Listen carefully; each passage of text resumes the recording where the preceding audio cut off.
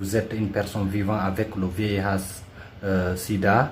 Et expliquez-nous votre histoire. Ça remonte à quelle année? J'ai été dépistée en 2003. Le 23 août 2003, j'ai été dépistée avec un dépistage diagnostique. Parce que j'ai développé une maladie. Au fait, j'ai été victime d'abord d'un mariage précoce à l'âge de 13 ans et quelques. Vous connaissez nos coutumes de l'intérieur. J'étais mariée pour la première fois. J'avais 13 ans et quelques. Donc on n'en parlait même pas en ce moment du dépistage avant le mariage. J'ai vécu avec ce monsieur 3 ans, il est décédé. Je suis restée dans l'abstinence pendant 8 ans. Je me suis remariée encore sans faire le dépistage. C'est là que je suis tombée malade avec ce monsieur. J'ai été dépistée en 2003 lors d'un examen que j'ai fait tout le bilan. On m'a dit que j'étais séropositive. Je n'en revenais pas. J'ai pensé pour moi que la vie était terminée parce que je n'avais même pas d'enfant. Mais Dieu merci, je suis restée dans ça, j'ai suivi des formations avec des partenaires. Et en ce moment, c'était GIZ. J'ai suivi la formation sur la vie positive. J'ai vu que je pouvais faire quelque chose dans la vie. J'ai su que vraiment je peux rentrer dans la lutte et sauver d'autres vies. Je me suis lancée dans la lutte. Depuis lors, je vis positivement. Je prends correctement mes médicaments et je suis tranquille dans ma santé. Ok. Et après avoir su que vous êtes une personne vivante avec le VIH-Sida, quelle a été la réaction de votre famille? Bon, en fait, je suis restée dans l'anonymat pendant 3 ans. Personne d'autre ne connaissait mon statut que moi. Je suis restée dans ce stress. J'ai géré ça toute seule. Parce que mon résultat n'a pas été révélé à moi-même. C'est le mari d'alors qui avait reçu les résultats. C'est à lui qu'on avait informé. Et je profite de cette occasion même pour remercier ma maman qui m'a encouragé à faire le traitement. Parce que moi j'avais dit que je n'allais plus faire le traitement. Mais quand on m'a parlé d'un monsieur qui traitait, en ce moment c'est actuellement le professeur Cissé de l'hôpital local.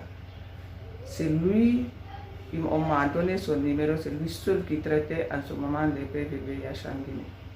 Et ma maman m'a accompagnée, elle m'a dit qu'elle ne va pas m'accompagner jusqu'à ce que je retrouve ma santé ou bien qu'elle me voit décéder. Et c'est elle qui m'a encouragée à faire le traitement. Et j'ai continué le traitement avec le professeur Cissé et j'ai retrouvé ma santé.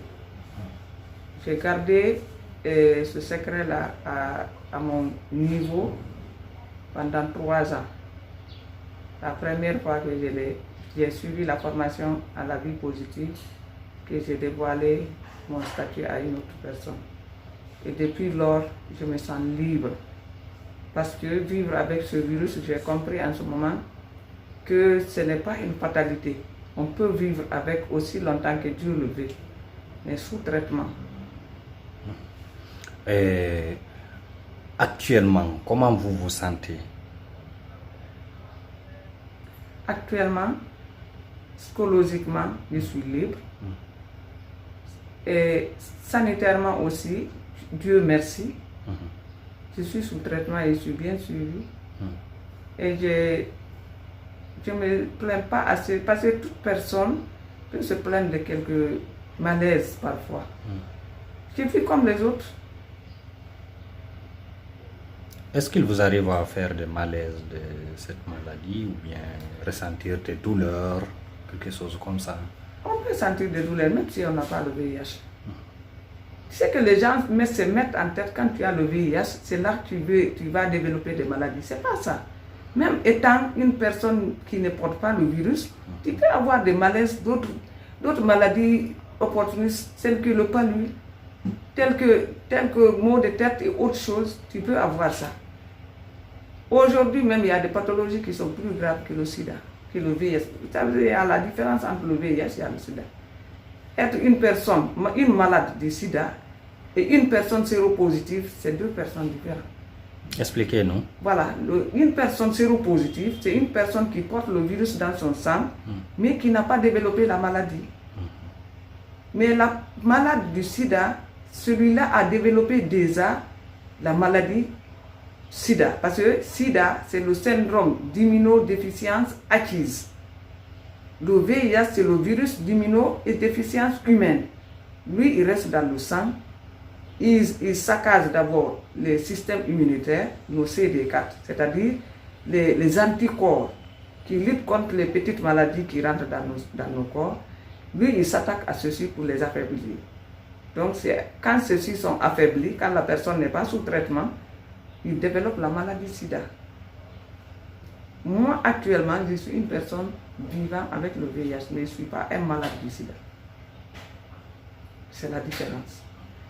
Donc, j'encourage les gens à faire le dépistage très tôt avant de développer la maladie. Ok, comment vivez-vous avec cette maladie dans votre famille et dans la société?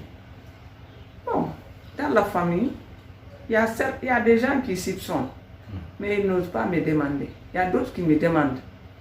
Parfois, il y a de ces personnes, quand ils me demandent, je dis oui.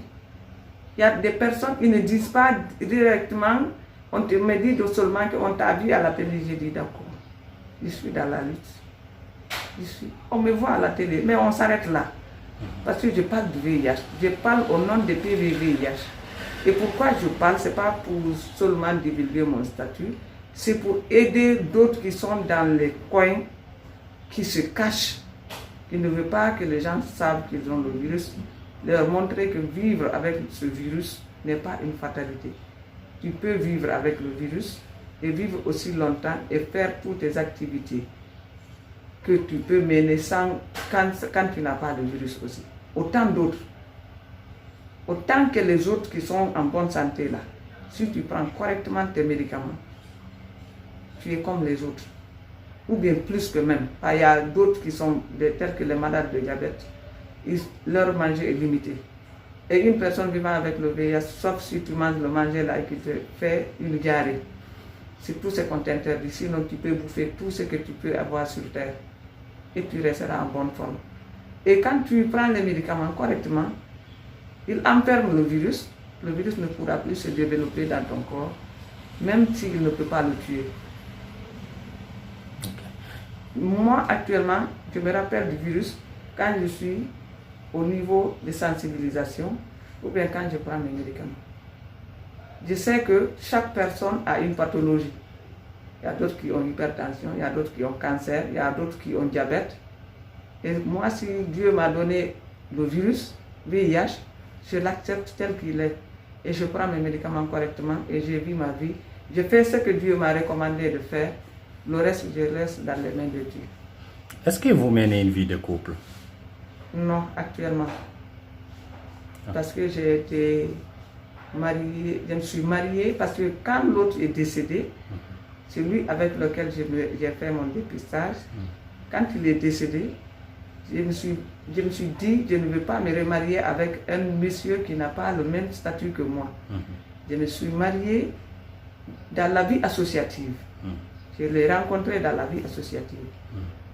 Lui aussi, il était sous traitement.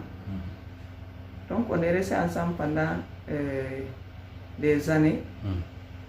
Je l'ai amené chez Médecins Sans Frontières pour une prise en charge et ils ont détecté qu'il était séronégatif.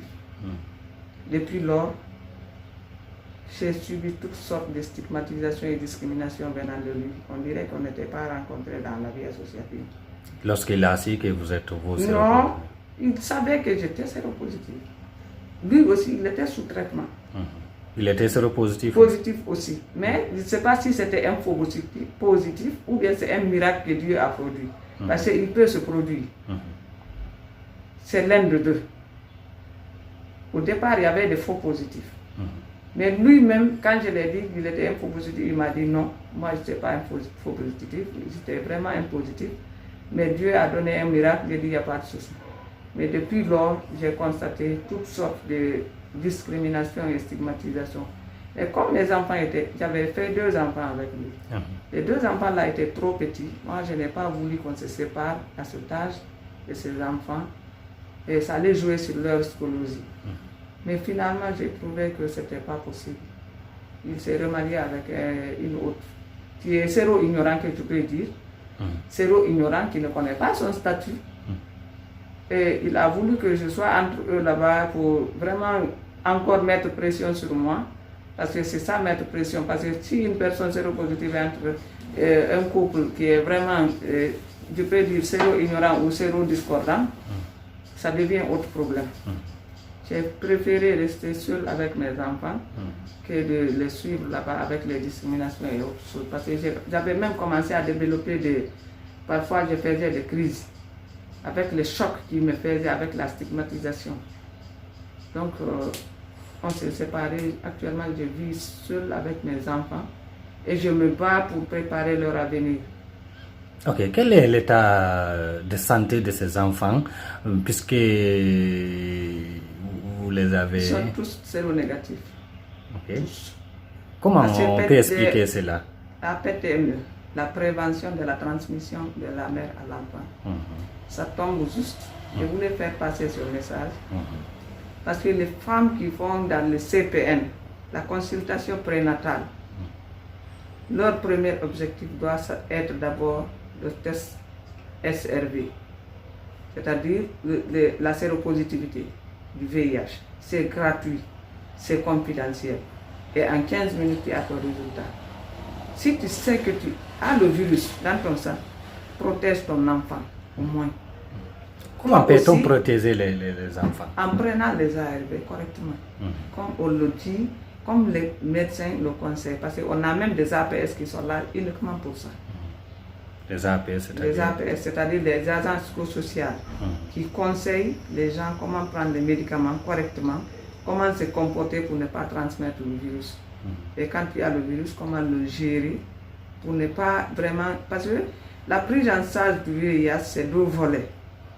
Il y a le volet psychosocial, c'est-à-dire psychologiquement, si la personne n'est pas libre, même en prenant les médicaments, ça ne va pas servir.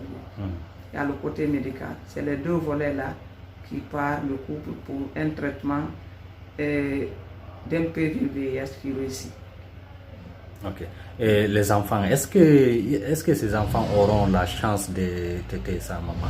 Parce qu'on dit le lait maternel aussi. Bien sûr. Moi, mes enfants ont tété. Et ils n'ont pas de virus. Si la femme enceinte prend correctement ses ARV, maintenant la science a évolué. Avant c'était 6 mois et maintenant c'est 1 an. Ils peuvent aller jusqu'à 1 an. Le lait maternel exclusivement, on ne mélange pas. Là, l'enfant a 99% de chance de ne pas être infecté. Et dites-nous, quelles sont les actions que vous menez sur le terrain pour lutter contre cette maladie en République de Guinée? Les actions, qui sont nombreuses. D'abord, l'objectif de notre association, Fondation Espoir Guinée, c'est la prise en charge psychosociale des personnes vivant avec le VIH. Parce que quand les personnes là sont psychologiquement libres, ils n'auront pas l'intention d'étendre la maladie. Mais s'ils sont frustrés, ils auront l'esprit de vengeance et c'est ce qui est très mauvais. Et nous sortons dans la communauté aussi pour faire des sensibilisations et des dépistages précoces en faisant des témoignages, montrer aux gens qu'on peut vivre avec le virus sans le savoir. Et quand tu le sais très tôt, tu barres la route aux maladies. C'est-à-dire de développer la maladie SIDA. Quand la personne porte le virus, il se dépiste à temps, il est sous traitement, il ne va pas développer la maladie SIDA. Mais il peut rester une personne séropositive. Il y a tant de personnes, tu peux les voir, même si on te met le Coran sur la tête, tu ne peux pas croire que la personne porte le virus. Parce qu'il est bien fait, il est bien arrêté, il prend correctement ses médicaments. Psychologiquement, si la personne est libre aussi, la maladie n'aura pas de force sur lui. Comme je suis en train de le faire comme ça, les vidéos, on fait des sketchs, on sort, on fait des sensibilisations, on organise. Par exemple, le mois de décembre, 15 jours, on est sur le terrain en train de sensibiliser et de dépister. Toute personne dépistée positive, il est mis sous traitement directement. Et aussi les produits qui sont mis en place, parce que c'est le premier produit en Guinée, je peux dire en Afrique de l'Ouest, là où nous sommes actuellement là. Et la prise en charge est gratuite? La prise en charge est complètement gratuite avec Médecins Sans Frontières. Le gouvernement est en train de faire des efforts, mais que vraiment il y a toujours des petits soucis au niveau des centres. Mais partout, les centres là où Médecins Sans Frontières évolue, la prise en charge est vraiment de qualité. Et c'est à partir de là aussi, je lance un appel à tous les partenaires qui sont dans la lutte. Vraiment voir, parce que MSF, dans la lutte contre le VIH, ils sont vraiment salutaires. Ils sont une structure vraiment de référence. Les actes qu'ils sont en train de mettre en place dans la lutte contre le VIH, si tous les partenaires faisaient comme ça, on aurait pu évoluer plus que ça aussi. Tel que si je vois les produits, il y a le programme national qui a prévu de construire d'autres produits à l'intérieur du pays. C'est bien beau, joli. Mais de préférence aussi, si c'est des constructions, c'est mieux que de prendre des locales. Parce qu'à la longue, si les partenaires laissent, les associations ne pourront pas prendre le relais de paiement de local. Ou bien, si le propriétaire du local réclame le lieu, ça dérange les bénéficiaires. Oui. Ok. Et quel conseil avez-vous à donner aux Guinéens, surtout à tous ceux qui vivent avec la maladie et qui refusent d'aller se soigner, ou bien ceux qui jusqu'à présent n'ont pas pu aller se faire dépister?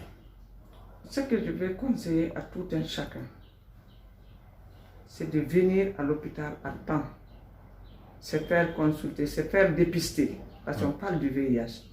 Se faire dépister chaque 3 mois, même si tu es négatif aujourd'hui, chaque 3 mois, comme c'est gratuit, c'est confidentiel, de venir faire leur test de dépistage, savoir s'ils n'ont pas le virus, ils peuvent le prévenir pour ne pas l'avoir.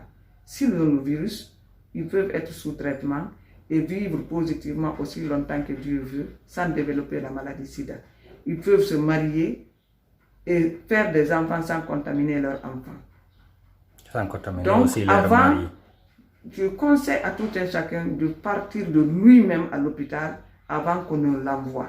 Parce que si c'est toi-même qui es parti, tu peux garder ton secret à ton niveau. Prendre tes médicaments correctement et vivre ta vie.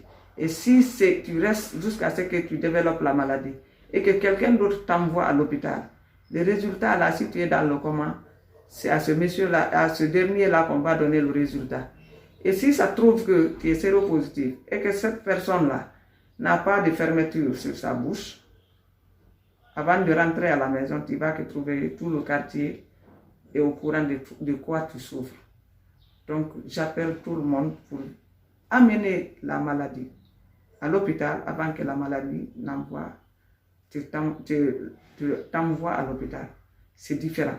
Toi, tu envoies la maladie à l'hôpital, tu peux le gérer. Et si c'est la maladie qui t'envoie, c'est la maladie qui va te gérer.